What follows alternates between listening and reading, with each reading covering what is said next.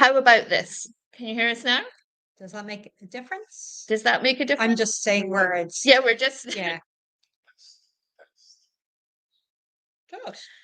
Test. Now I hear voices. Voices. Great. Yeah. Okay, good. Excellent. Well, let's just crack on. Welcome to Tabletop Scotland. Hooray! Woo! I'm sorry if you can't hear some of us, because the way I've just had to bork the sound to fix it might mean that some of us need to speak up. But we'll see. Andy will give us feedback as we go through. So, welcome. Today we're talking about the future of role-playing games. Hopefully they don't involve technology, because if so, we're in real trouble in this sector. But before we get into that, I'll just go around the panel. You can introduce yourselves and say hi to our lovely audience here and everyone on the stream at home. Where do you want to start? Hi, Paolo. I run Small Pages. We mostly dark fantasy and cold and horror. Games and strong books from Glasgow. My name is Kat Tobin. I'm the co-owner and managing director of Pelgrane Press. And continuing the theme, we also do a lot of occult horror, and we have all of the Cthulhus. Whatever flavor of Cthulhu you want, we have it. I'm Lindsay Law, Rookery Publications. I host Inside the Rookery, as regular viewers will know, and I am here to host this lovely panel. Hi everyone, I'm Eryk. I run Peregrine Coast Press. We're a boutique RPG retail and distributor in the UK, based in Leeds, and I'm also the operations manager at Solid Publishing, for Over the Blues, Netfall, and so on. And I am Elaine Lithgow of Rook Decard, and a producer there, where I look after the Resistance line, aka Hearts of Beneath, as far as Seasons May Fall, and other as unannounced projects. Before that, I worked at Cubicle 7, where I looked after various Warhammer games of the TTRPG disposition. Yeah. Perfect. So it looks like maybe Paolo's mic wasn't working. Seriously. Do you what? Let's just cuddle up. We'll cuddle up. Check. You can't hear me. Try that. The technology is feeling quicker. Our far right. This is better. No, not you, Paolo. I think. No, I think that it is. It is Paolo. Okay, perfect. So now it's fine. Can we hear Paolo now? Paolo and Kat will share. We will share. Great. Okay, so first question is Suejin asks, I've attended scientific conferences but not a tabletop convention. Apart from lectures and panels, what other things is the actual experience like? Who wants to take that one? Are you talking about going as a punter or working a convention? Both, I think, yeah. This is the first convention in 7 years that I've actually got to just be a punter and not work as like a constable. I can say it's weird. You get to walk around and talk to people who you know, and designers and developers that you like, because there's often a lot of the folk who make the games hanging out selling the games, because we're still that kind of industry. You get to play some games. Played a 15-minute introductory game of Call of Cthulhu today, which I didn't think was possible, and I'm still not sure is possible. So yeah, you spend more money than you probably want to. You meet cool people and play some games. That's kind of my experience as a punter as of today. Working a con bear. It's true. I've spent more money than I expected to today, but a number of creators tried to give me things for free, and I said no. So don't do that. Like, people want to buy from you. Stop giving things away. Stop telling me what to do. I think definitely playing games that you haven't played before. Like, a lot of people I talk to are really excited to try a game that maybe their home group isn't interested in. So finding out new games that are being released, what's actually going on out there, and kind of getting a sense of what the new hotness is, and also connecting with other people who share your love of gaming. I think these are the really important things, and the things that make going to conventions special for me. So. Being shoved in a big, massive conference hall with literally thousands of your nerd is like a aphrodisiac. Yeah. The right term. Yeah. That's a word choice. Anyway, for me, I haven't done a convention as a punter since like 2019, but I remember like I used to essentially show up, play a Traveler game with people that never play Traveler except convention. We all have an amazing time because we fixed the starship and managed to leave. That's how it always ends, unless we all die. And then, like, yeah, I played Traveler. It was good. I mean, for the 4 years that Peregrine Coast has been running, I've never been to a convention as a punter. I've always been working it, and it's always great just to just to see people and like have them react to the games that we're publishing and say, "Wow, this is I've only ever seen this on Kickstarter. It's so nice to see it like in flesh." So that's been a real highlight. Oh yeah, for me, a consistent experience as a publisher, like as a trader, is people come up to me and was like, Paolo, your spell destroyed my campaign again. I was like, yes, mission accomplished.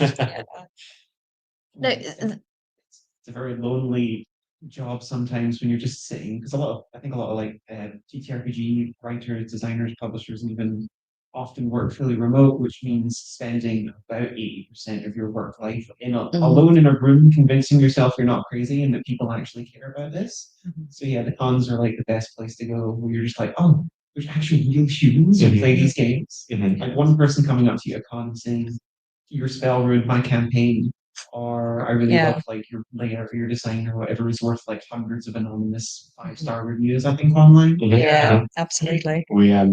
We did a Kickstarter back in November, and it was a Mothership Month project, so it kind of blew our expectations, and we had over 800 people back it, and 800 people that we've never spoken to, I haven't heard reactions from, and we had somebody come up today and say, "Oh, we're doing Mothership Month this year, and we're using your page as like the example, and like that we're following," and I'm like, "Wow, that's really amazing!" And so it's so heartening to have one interaction like that. So today we're talking about the future of RPG games, lots of indie publishers at Tabletop Scotland. So if you've been working the con, you haven't had time, but has anything like really caught your eye at the con this year that's really new and interesting? I haven't played Doom or seen Doomsong yet. Like Doomsong, and this was a UKGE hotness for me, but it's here at Tabletop Scotland, and they won, I think, like best at UKGE, but meticulous layout, beautiful books. I spent like £200 and bought one of everything. I think they're definitely ones to watch in terms of really something really special and really good quality products. And that'd be my thing. Really nice coin too. Yeah, I almost bought it. So it turns out I didn't buy it because like it's a completely new system. Then I spoke with one of the players in my home group that bought everything for £200 again. And it was like, oh no, this is the same team that I think did Labyrinth and what's the other one? Dark Crystal, and it's Doomsong is like from what I heard, an evolution of that. So it will definitely see play at my table. Well, with our group, not at my table, but yeah, like sorry, there are several game masters, so I'm excited to play it. Yeah, it definitely caught my eye too.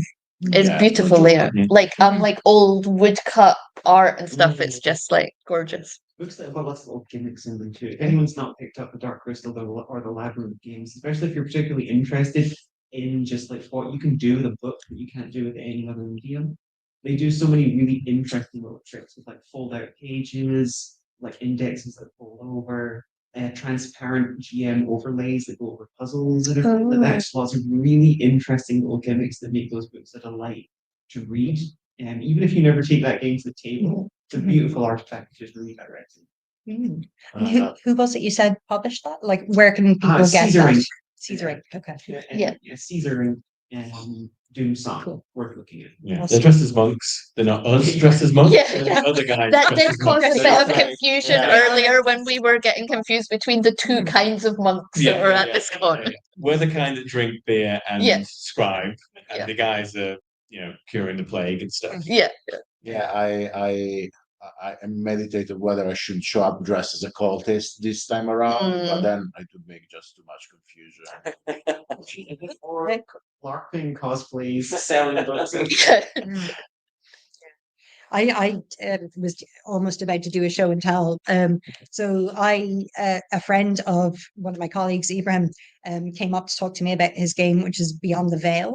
and it's an investigative tabletop RPG, which is something that Pelgrane is really. It's something that we have a very big focus on, and so I'm really interested in seeing what else is happening in that space.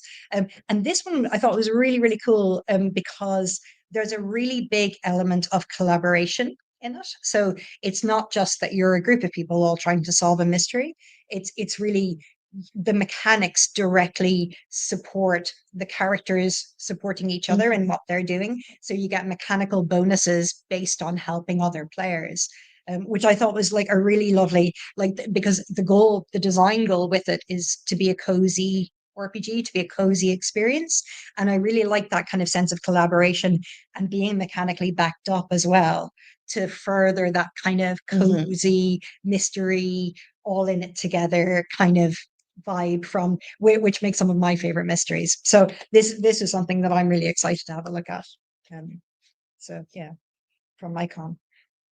So more on the business side, John Pick asks, do smaller indie studios risk being drowned out by the volume of things being released, especially as being on VTTs and having online tools requires resources they may not have? In terms of the volume, I assume we're talking about the big dragon shape in the room. I think, I don't know, but speaking from experience, I feel like they're kind of different demos. Demographics, like, people who show up at conventions and buy your really cool zines, buy your small books. They're a different crowd from the people who saunter in and pick up the most recent D&D book or whatever, I feel like it's a different kind of crowd. It's the difference between like Swifties and folk who are like going to like a grunge bar somewhere to like listen to some prog rock or whatever, So I don't stress about it too much. Honestly, I don't know about anyone else. Yeah. I think we all risk being drowned out. I think like obviously apart from the dragon in the room, we're all kind of in the same position in that we're all trying to compete in a hyper saturated market. And that was the case before things like Itch came along, which are introducing, I'm a big supporter of it because it's really reducing the barriers to entry to people joining the industry, which is a fantastic thing as far as I'm concerned. But it also does mean that more and more RPGs are being published than ever before. And I think we're all, certainly speaking for myself, Pelgrane is struggling among all of the games that are being released every year. So I think it absolutely is. And to speak to the point about the cost of VTTs, that's something that we're looking into at the moment. And I think it must be prohibitive, like literally prohibitive for indie studios to be on those platforms. But I suppose my question would be the extent to which you need those platforms to build your business. I think you can do it, so many of us have grown companies from a very tiny budget. And I don't think that if you're not on a VTT, you're closed out of the industry in any sort of way. I think that's another string to your bow rather than being something that a ride or die thing that you have to be on. I might be mistaken for the future, so do not take this as a forecast. But right now, my impression is that there is people that play with virtual tabletops and people that don't. So there is an automatic pre-selection. Yeah. And I think it's best seen as a separate market. And also, I don't believe that like maybe some of these players that play VTT must play VTT because they don't have local players, or maybe they also play at table. Like we don't really know. I'm an IT professional. I have the impression that a bunch of VTT stuff is a marketing push. Like every new IT technology since the internet. I'm not sure how much it is demand driven or offer driven, as in like there are a bunch of companies that are providing the solution and they make it seem like it's bigger. I have no idea. Like I don't know. I think there's a lot of folk who, especially people who started playing role-playing games during lockdown, during the sort of that period of the pandemic, who may have only actually played role-playing games online through VTTs and whatnot. And there is often that natural cycle of people will be introduced to the hobby through mass market games that have really strong BTT support, like for Dungeons and Dragons, etc. And after a few years, they're maybe starting to look to other games. And for them, it's becoming a barrier because their play groups are entirely built around an online ecosystem. And then if they want to play like something that doesn't have inherent online support, then that can be a barrier for them, which is interesting. And I have a personal feeling that we're probably going to see more push for more online tool sets and everything if this sort of continued trade protectorism of the world continues, where it's getting increasingly prohibitively expensive to send your books to America, where like 60% of the role-playing game community is, etc. If suddenly it costs more in tariffs and shipping costs than the cost of the book, people are going to look for online alternatives. But the most common online alternative is just we made a PDF version, which is just normally an inferior version of physical book. So I think there's probably looking to be, or I think there will need to be some kind of evolution in how we're putting out our digital tool sets, how games are being run online. And hopefully the demand will be met by whether it's third parties or something like, oh, we'll take your stuff and make it really cool and profit share or something. I'm not sure what that looks like, but it feels like something that might. That's something that I've been offered today. Yeah. Oh, really? Yeah. Ooh. Like there is more upfront investment for the setup, and then there is a profit share. Was that for like an established BTT or? I'm not sure because I make books for book fetishists. Yeah. Hell yeah. Yeah, your books are really nice. I've got a few quick fire questions for specific people. So Mark McGranahan can ask, as we have Pelgrane in the room, anything you can share about the Merryshire Detective Club? People are so excited about the Merryshire Detective Club. I mean, it's basically, so the original title was Shire's Out, inspired by the kind of Knives Out series of films, and it's cozy Hobbit murder mysteries. That's the elevator pitch. So Garth Ryder Handren, who is an epic follower of all things Tolkien, he just knows the Lord of the Rings inside out and back to front. So it's his kind of baby. And he is bringing his love of the Lord of the Rings and his knowledge of the Lord of the Rings to the project. He's nearly finished the first draft of it, which we're very much looking forward to playtesting. I playtested it at a WorkCon like 2 years ago, and it's exactly as silly and funny and cozy and warm as you would imagine it to be. So I think it's going to be a really interesting thing for Pelgrane, because we have all of this doom and horror and big grown-up adult games, whereas this will be a lot more suitable for families to kind of play together and to kind of introduce kids into RPGs. But also there's more than enough tongue-in-cheek kind of references and jokes in it for adults to enjoy as well. So Awesome. yeah. And this one's for Paolo. Mark McGee asks, what are the main challenges, primarily Paolo, other people might have a view, what are the main challenges of producing a weird little spell book that looks like a weird little spell book? Well, I cannot do the show and tell here because the prototype is downstairs. But what happened is that 13 years ago, I wanted to make a foldable scroll to hang on a wall as a book. But then I realized that to do a good number of pages, one has to do a wall that is like 5 meters tall. Or else it folds out too long, it rolls down on the floor, and it's just like very not a thing. So I made a fold out thing. And so the first edition was printed on a plotter, because plotters can print a page as long as you want, up to 15 meters. Wow. And then I would fold it by hand and slice it and bind it in hardcovers that I would make. Like I have a bookbinder training. This one now, what happened is that I said, if I want to do this again, I want to do it to its original form. And I spent 1 year looking for a printer that would do hardbound concertina books.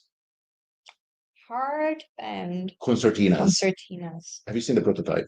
No, Uh, but I will be. I will do. and half of the printing houses didn't answer. The other half said no. A few of them said we cannot do the hardcover, but we can do the concertina. It's going to cost a huge amount of money. And then I gave up. And then I restarted immediately. And then I found big printing house that did a thing. So I just wrote them on a Monday morning, like saying, "Hey, I'm a publisher. What do you use to print this?" They were like, "Here's the contact detail," within half an hour, and they just reached out and been super professional. I don't want to jinx it saying their name, but yeah, we should go to press before the end of the year. It's been a trip. That's the one that you had the prototype downstairs that you showed me. Yes, Looks yes. amazing. Yes. I really wanted it. I was going to try and steal it when your back was turned. The other challenge has been, so we're using we're using illustration from old esoteric and occult books. So we go to special collection in university libraries or research libraries and ask them, "Can you scan this page of this book, please?" And like navigating the usage rights. Yeah. So these are all public domain books, but since they come from like private databases, the usage rights are weird. So Gallica, which is the National French Library, is a nightmare. And Glasgow University also, you're going that way. But thank you for letting me use your images. And yeah, that's the thing. Navigating rights for old books, even if they're public domains, be careful because they might be public domain. You might still have to pay. When it's all done, you need a priest to come in and like Make sure. No, because we're gonna apply a seal Nice. on the thing, like to ward it off. broken, all bets are off. Yeah, no, I don't care. At that point, like if you break the seal, don't break seals, guys. Don't break seals. It did feel very non-Euclidean when I started unfolding the concertina, and like we don't have it here to show you, but it keeps going. It just keeps unfolding. I was like, oh, this is really long. It's really big. It's very cool. So, and a follow-on from that, which is a little bit broader, Mark continued, is producing bespoke, unusual, niche, prestige, etc. products a sustainable strategy for indie small press publishers, or do these need to be balanced with bread and butter content? What's bread and butter in this I context? think they're referring to the split between art project and money project. Yeah. Creative versus commercial. Yeah. I mean, we've done a couple of these at Solmofit where we've printed so many thousands of Inevitable and then gotten in touch with a bookbinder to create. For Best Left Buried, we got in touch with a bookbinder and said, "We want to make this look like it's been dug out of a wizard's grave. What can you do?" And they would paper mache the whole thing. They'd bind it in leather. And I mean, it's expensive, right? To make the costs back. We sell those books for like £200. Is that sustainable? No, absolutely not. But it's a nice bonus, right? People have bought them, and people do come to a convention and seriously give them some thought, being like, okay, I think this is going to be my big buy for the year, right? But it's no way to sustain a business. It's a real nice gimmick to put on the gram. And do it as fan service, really. As fan service, as a marketing move is good, and also it's good to making cool books. Absolutely. 1,000%. Yeah. So can you live off it unless you're a professional person that does that as a living? Like, can I see Lost Pages? Like, can I see surviving on Lost Pages by doing gimmicky books? No. Can I see myself surviving all those pages? Maybe. But like the point is that I don't think I would feel comfortable offering only weird books. At that point, I think that some people will think, oh, it's a person that makes the weird books and it's just weird books. And I don't know, I would feel kind of typecast or typecast. Like I just like have this anxiety of saying, oh, those are not real games. They're just flops. just cool books. Even if I agonize over every single game mechanic I put out. Yeah. That's maybe like hitting to the heart of it, isn't it? Do you reckon there's a public perception that really arty book-sickle things are inherently just leaning on the book-sickle aspect, and the games are probably not worth it because clearly all the money and the development time has gone into making a really cool looking book? Is that, do you reckon that's the public perception that, oh, if the mechanics were as good as something in D&D, it would be D&D, big, expensive, or whatever? Is there maybe something there? Yeah, but those people are wrong. Yeah. I should say. I think that's interesting that the question has come in that the concept that there is an inherent division between something that is commercial and something that is artistic, I think it speaks to public perception, that commercial product has to be hardback, 240-page fantasy heartbreaker with Magic the Gathering tier and high rendered detailed stuff, and that anything else is an art book. There's like an interesting. But I think as well there's kind of, I suppose there's ways of doing it. So when we did Dreamhounds of Paris, which is a supplement for Trail of Cthulhu, but you play the surrealists in 1920s Paris, investigating the dreamlands, and it's crazy niche. So to me, that's an art book, even though it's for our kind of commercial product, Trail of Cthulhu, which is one of our biggest products. So I think there's definitely ways of doing art books within commercial lines and vice versa, but to the point about whether it's sustainable, I mean, I would have to think not. I look at a couple of examples in the industry. So I use Bluebird's Bride by Magpie Games as I use that as a reference so often, but that is just a stunningly beautiful book, but it's also an excellent game. It's just the whole package. And I think that really helped to establish Magpie's brand as a high quality premium, it was premium priced, it wasn't, they didn't do it for cheap. They were like, this is how much it cost. And it really established their credentials as really serious, kind of considered and thoughtful game makers. And then you look at something like, say, Monty Cook Games' Black Box, which was like a $200 product. One that's so bad. Nobody else was doing anything like that. And it was just like the entire industry was like, what? We can do that. And again, they tie that into, better wages for their creators and, a more equitable and a more sustainable way of producing a product. But they haven't done more of them. So I think the evidence would suggest that it's probably not sustainable to do these, to survive purely on those kind of. Yeah, we're in quite a unique position as Peregrine Coast, because I want to say that our brand is one for like the book sickos, right? Like our selection is curated, but as a retailer, it's pretty sustainable, but we have 50, 60 books on show, right? So we really depend on there being lots of sickos. Without being kind of Marxist about it, it really depends on us, making a profit off other people's work, right? Which, if you're making really art-heavy books, you're making really unique stuff, the margins to make retail and distribution worthwhile is really, really difficult. Yeah. Yeah. Something that I've been told when I released Gold, the production value for Gold were compared to the price that was like 20 quid. Was like I had people tell me off from the publishing industry. Yeah. I think I was one of those people. I was like, Yeah. charging too little. Yeah, but that was other publisher telling me I was charging too little and making them look bad. Okay, that's not the same energy. I would take that conversation. Yeah.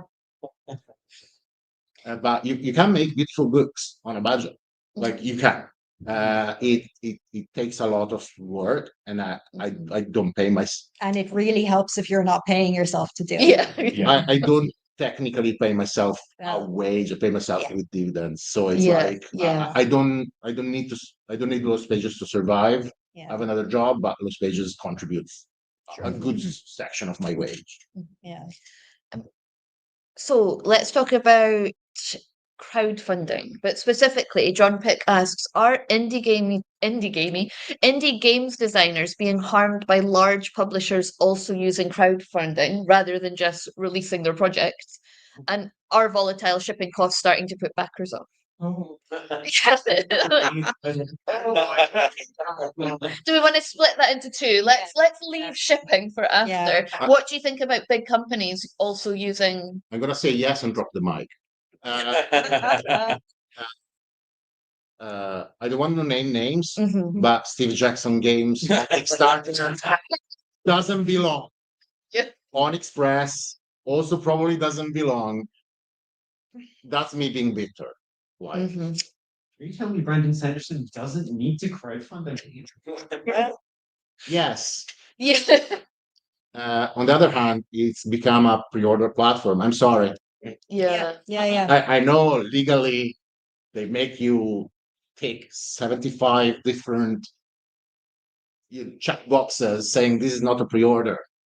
But I'm sorry, it's just it's a marketing platform. Absolutely. That's exactly what it is. And it's become a marketing platform that it's very difficult to get visibility over your game in going back to the saturated market and the volume of other games out there. If you're not doing a crowdfunding campaign for something, it's really difficult to draw attention to it. This is the conversation that what was I talking about? I can't remember. It's come up multiple things. Is that the TTRPG industry is abhorrently bad at marketing. Yes. Yeah. Because all the companies yeah. are so small. Marketing is like such a complicated, especially nowadays in like the age of short form content and everything. Like how to market changes with every platform. Every platform changes depending on which fascist buys it. You know, you hear people know stuff, and it's like it's so difficult. That marketing is a full-time, serious adult job, and what small companies can afford a full-time marketing person. So there are so few opportunities to market your game, and crowdfunding is kind of it because it's one of the few platforms where the people you want to buy your stuff are already there. They're looking, and you can very easily chuck like some money at BackerKit, and they'll do their BackerKit marketing and whatnot. So in the grand scheme of things, crowdfunding is like too good of a marketing opportunity to pass up. But unfortunately, that logic applies regardless of your size, which is how we end up with like our monolithic AAA companies who are just using it as a marketing ploy. It's neighbor. I remember back in the day, Kickstarter was beautiful and starry-eyed and new, and you could show up with a wish and a dream and a scribble on a bit of paper and say, please give me some money, I'll make something. And it feels like every year that goes by, the minimum requirements for people to take your project seriously just keep going up, and it kind of breaks my heart sometimes. Every time I turn, like, it must be on like 10 crowdfunding campaigns deep at this point.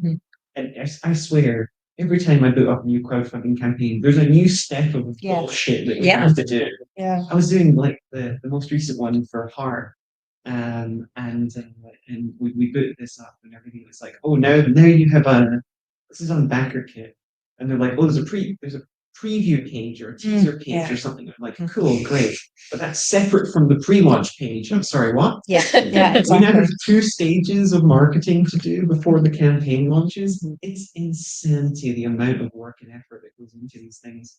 And yeah, it's rough. It's rough out there, gang. But yeah. That's a downer of a point to end. Jesus. Yep, so let's move on to a really upbeat topic, shipping costs. Do you think volatile shipping costs put backers off? Yes. Or do you think people just suck it up? No, it does put Drop mic. Yeah, okay, let's move on. No, like I managed to find a way, if you can do it at scale, you print several pallets of books and you send one or more to the United States because you're going to make 50% of your sales there. If you import the books as a pallet, you pay the tariffs once on the printing cost and not once per backer, at retail cost. So it works out way cheaper. It goes through customs once. Also, you fulfill using US media mail, which is, if you don't know how cheap it is, it's very cheap and it's tracked. And yeah, it requires tooling, as in like it requires you to set up integration with a fulfillment company. It requires you to pay your warehouse space at the fulfillment company. It requires you to track another inventory location. It requires you to set up things. These are not things that a small company normally has. It requires a lot of admin. I manage because, again, I'm an IT person, so I wrote a bunch of software to handle this. But I can't see many one-person companies do this. It's just so much effort to reach this level of efficiency. And a lot of it depends on scale, right? You can't Yeah. take advantage of any of this stuff if you're printing 100, 200 copies of No. XM, right? You have to be printing at least 1,000 in the EU or China and having it shipped, right? Which, is infeasible for a lot of people. Yeah. And I think speaking to geography as well, it really depends on where you live. Like if you're a backer in the US, then, maybe one campaign in every 100 will have prohibitive shipping costs for you. But if you live in the EU, if you live in Canada often, if you live in Australia or New Zealand or Asia, campaign costs for shipping can often be more than what you've paid for your pledge. Right. And you don't necessarily know that when you commit to pledging. You might not know what the shipping costs are. And I think that it does make backers wary of backing international projects, I think, when they don't have that sense of how much it's going to end up costing them. So we've got a question from chat, which is a natural follow-on, which didn't expect it to be, but it's a good segue. So Hoppet has asked, is there a big difference in what kind of TTRPGs people of different nations or continents play and want? I guess the addendum to that would be, or are forced to play because of what is available there. I certainly think there is, but as a Scottish person, I can only speak to what we buy in the UK and like maybe that comes back to your marketing point as well, that like not only is marketing different for different platforms and short form, it's going to be then different for the different markets that are quite fragmented. Like I think the one that I'm aware of, and again, I can't speak to this from any lived experience, but I hear that specifically in like Japan, like D&D never managed to get a foothold, but Call of Cthulhu is huge. Is that correct? It is. Yeah. So there are definitely just different demos in different nations, but somebody said to me before that it depends on what the first role-playing game kind of translated was in that country. That kind of determines the path that country's kind of role-playing game tastes tend to follow. So like that, because Cthulhu made it to Japan before D&D did, they grew into a nation who loved Cthulhu games more so than fantasy. Whereas, again, if you look at somewhere like Germany, so Das Schwarze Auge, as far as I know, like vastly outsells D&D because, again, they were there before them. So even though it's a similar game, that's the type that they're most interested in. So I think whatever for non-English speaking countries, I think whatever was translated first does impact it. But like in terms of, from my experience, like the various English speaking countries, there's a new hotness, and that's the new hotness in the US and Canada, and everyone wants that same new hotness. So I think globalization has really impacted that people know what's cool because of the internet. So there is that sense of everyone wanting the same stuff. I guess we maybe have a wee bit of that. I get a feeling that Warhammer stuff is more popular in the UK. Absolutely, because obviously at one point in the 90s, every street had a Warhammer store in the same way that an American place might have Starbucks or whatever. So like an entire generation of like folk growing up on Space Marines and Warhammer Fantasy and stuff. So I feel like we have that sort of thing. So it's again similar to what you're saying. It's what was mass adopted earliest. Yeah. There's a question from Ben in the chat, but it's kind of like its whole stream. So maybe let's just focus on whether you found it a challenge for yourselves. And that is, Ben has asked, will this be the year we as an industry deal with the AI slop problem? Like, we could talk about that for a whole hour itself. So, yeah. I know, right? Like, Yeah. Stay tuned next time on the Rookery. Yeah. next time when Inside the Rookery. Talk about different ways to undercut and stab the AI slot today. It depends on what you mean, I think, right? Because like if you look at something like Drive-Thru RPG, which is one of the biggest marketplaces in the industry, like you can declare whether your game has AI content or not. So consumers can actually choose whether or not they're buying content in that way. And the slop is kind of out there on the internet generally, but a lot of gaming things are I won't say ring fenced, but they're behind kind of paywalls to an extent. So I mean, and maybe I'm wrong, but I don't think, say, Drive-Thru has been drowned out by slop in the way that like Amazon has been with ebooks kind of thing. And I could be wrong, like that's just my gut feel. But there are obviously many other issues with AI and the industry and how that connects. But that would be my thinking on slop particularly. Yeah, I mean, in my experiences as a retailer, we've not really had any pitches or like people getting in touch with AI slot. I think the issue really is that they want to do the least amount of work possible, right? As soon as you turn to printing books, that goes out the window. So we've not really had that issue. There have been like a couple of years ago when it was like Midjourney was like the hot new thing, and there was some like cyborg books and like toying with AI as like a image generation to like frame it as a late stage capitalism thing, which if you squint, but yeah, I mean personally, as a graphic designer as well, we've not really encountered it very much yet. The majority of the time, I mean, I think the place that it still gets seen most is illustration. It's still because the part that sucks is that the easiest part of making a book is writing a book. Everything else, freaking hard, illustration, layout, printing, manufacturing, distribution, everything else is harder than just writing the book. But most of the communities that exist online, and there's lots of support and everything, it's because people love playing the games. And then they're like, oh, if I just write down the cool ideas I have for my games, now I have a game. And then they immediately run face first into the illustration problem.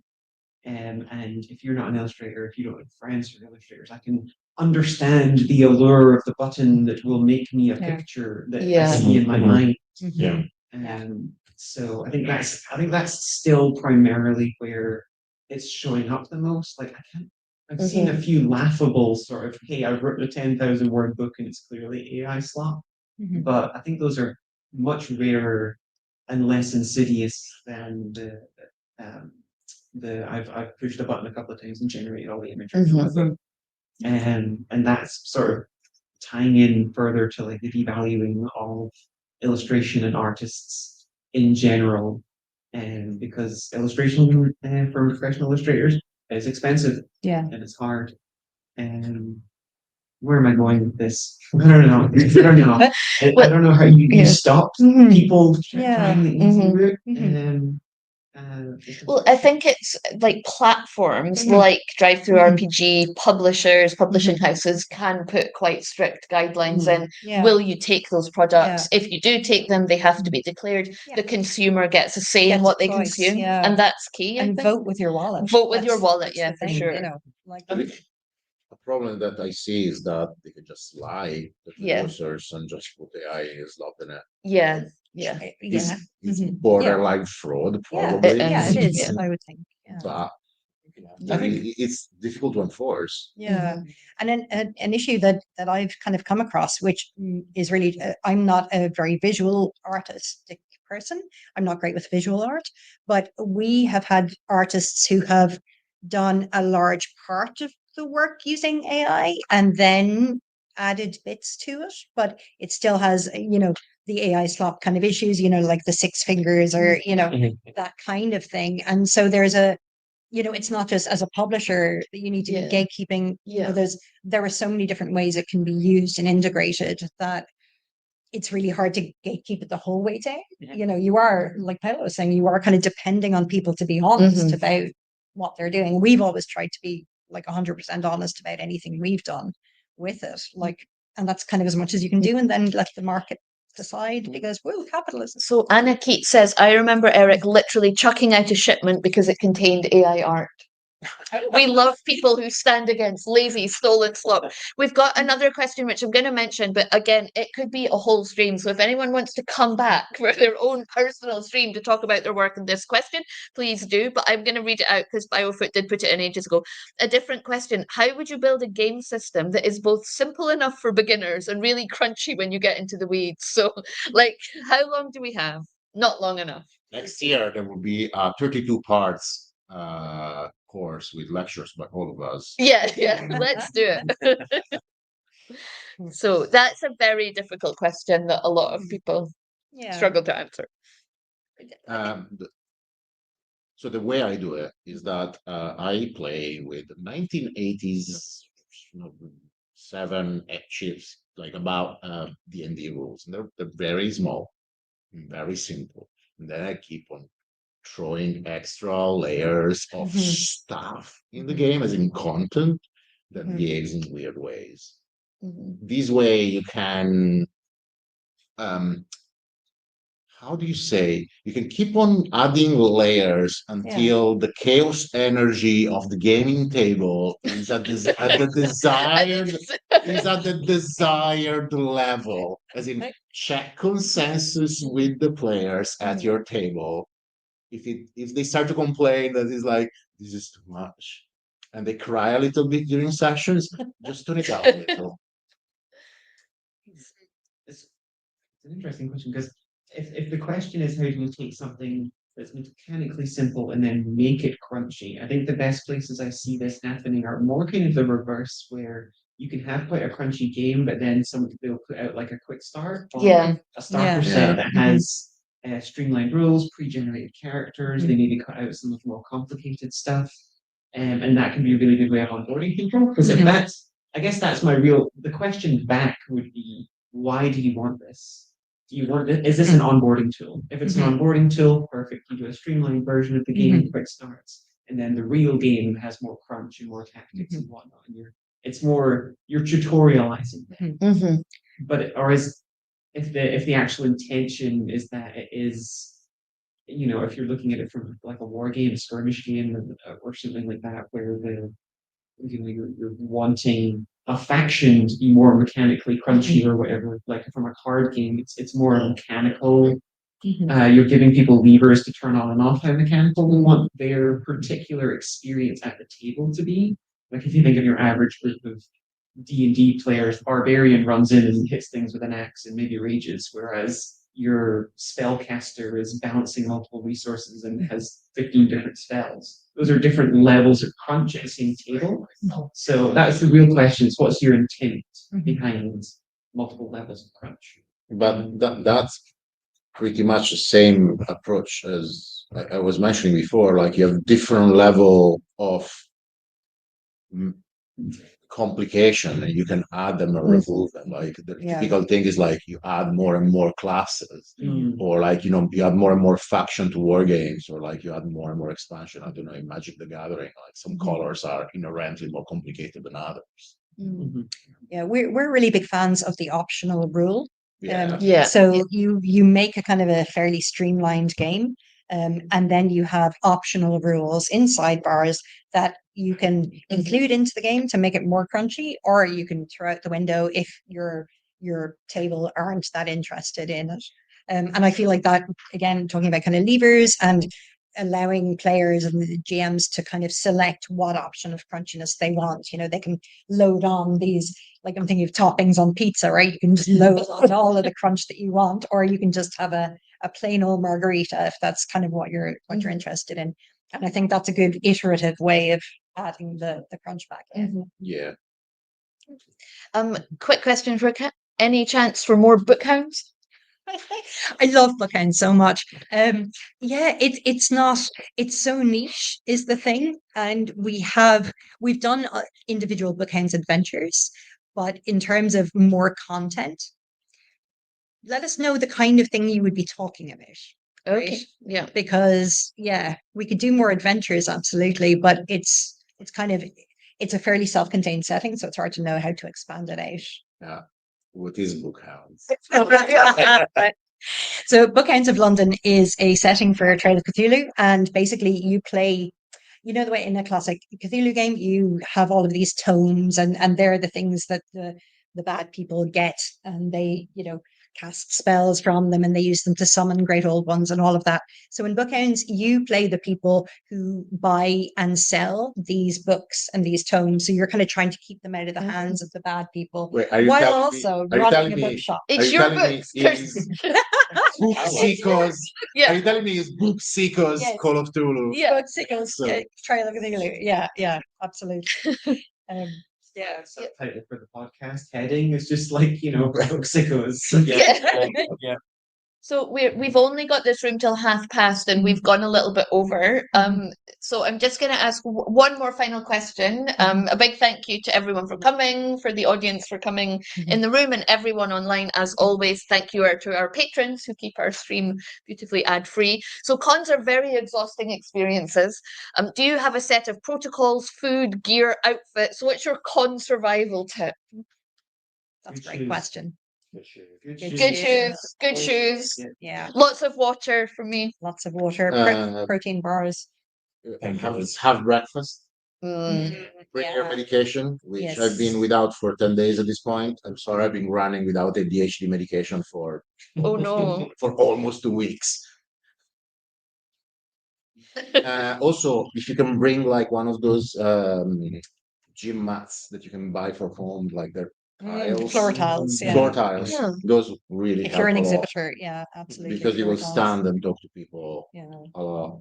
Also, this is the last convention I do this year without a mask. That's an interesting, yeah. Yep. So good shoes, stay hydrated, bring your drugs, wear a mask, If you've got existing medical shots, have breakfast. Shots. Yeah. say spotter was really good. If you're working a stall, or even if you're just coming with your friends, if you have medical conditions like seizures or anything like that, just tell your friends before you go, hey, this is a thing that might happen. Yeah. Because the last thing you want is to be in the middle of a con hall with 10,000 people and your friend starts having a medical emergency and all your friends group are like, I vaguely know what to do in this situation. Yeah. Because you're far from home, you're surrounded by strangers who are often very helpful in worst possible ways, because etc. So having spotters as well if you get any existing medical conditions or whatever. Oh yeah, That's a good show. one last trick is to not get overly caffeinated. I know it's really cool to drink a lot of caffeine, but get sleep instead. Counterpoint, drink all the caffeine. 24/7, let's go. I actually tried to find it in my pocket. I have a kind of a lanyard thing that I can put my various con badges into that just goes around my neck.